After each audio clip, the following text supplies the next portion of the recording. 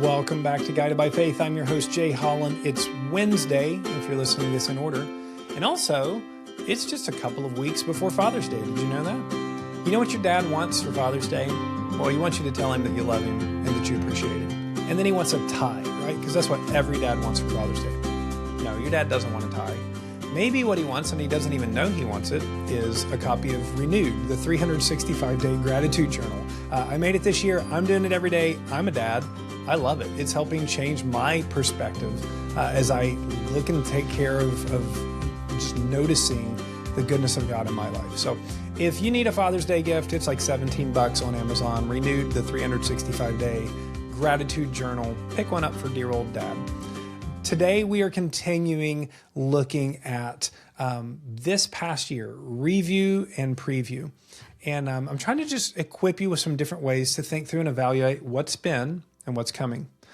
In Proverbs chapter 2, verse 6 says, "For the Lord gives wisdom.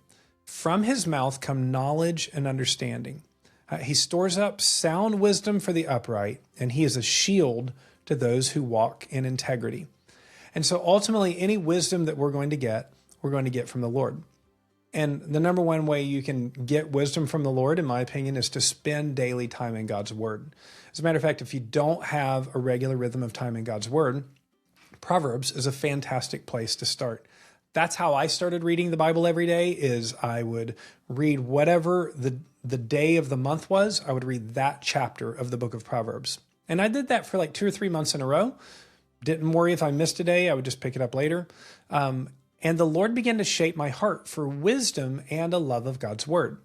So the first and best way to get wisdom is to, read God's Word.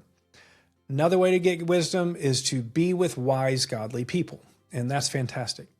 But I've noticed there's a third way that over time, the Lord has blessed me in order to grow me in wisdom. And that's through sometimes uncomfortable, sometimes annoying and frustrating interactions with those that I would rather have not had that interaction. As a pastor, it's kind of a weird thing because I speak all the time. I speak in youth, on a regular basis. I preach at our church on a pretty normal basis. And, it's weird no matter, I love talking to people. I love hearing from people. I love especially hearing about their struggles and what they're getting out of the sermon. What's weird is sometimes people come up just to straight praise what I've talked about. And I appreciate it, but I got a big ego and I don't need it flamed sometimes. The other end though is sometimes I'll get weird critiques after I speak. It was well, you were wrong about that. I remember one time it was during an invitation and some guy came up to begin arguing with me because I talked about the earth being round in a globe, and he was a flat earther. And he began to during the invitation time, began to correct me on why the earth is flat, which was super weird conversation.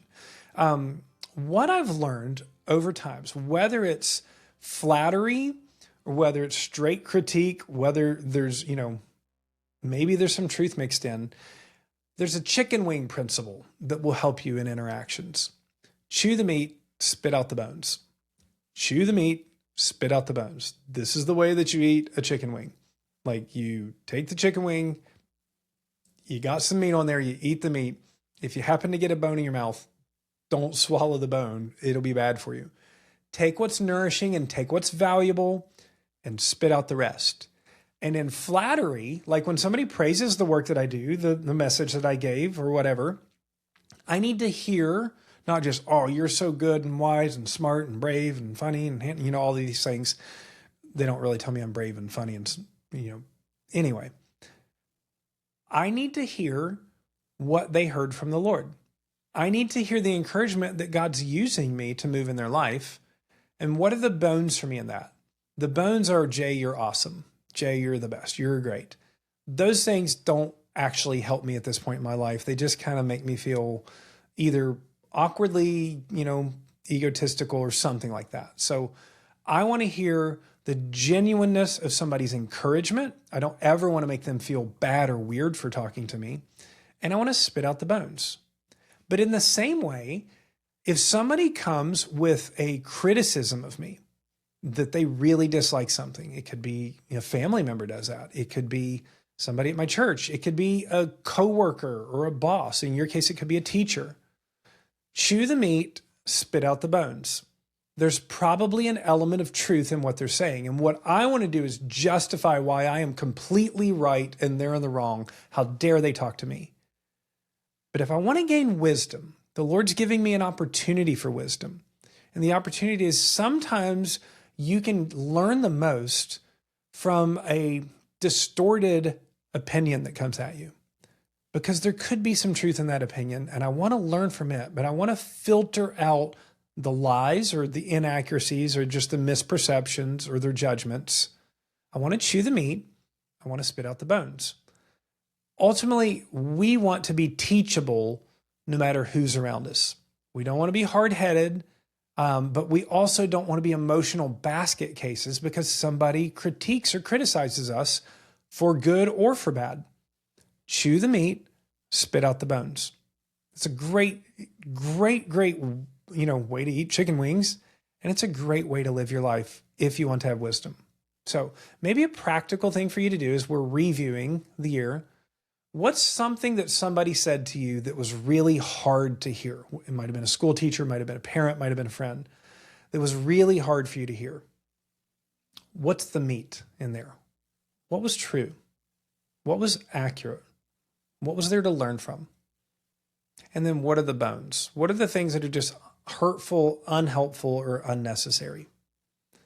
The Lord might have to help you discern that, but take that principle and go through it and be the kind of person that can, because here's the neat thing.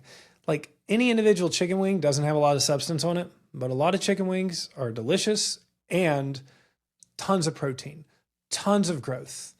But if you eat the bones, you're just going to be sick and choking and probably dead. And in the same way, you can hear things from people that maybe say it wrong or inaccurate or misguided. There can be tons of growth if you can chew the meat and spit out the bones. Enjoy. I'll maybe go get you some chicken wings while you work on that today. I'll see you tomorrow.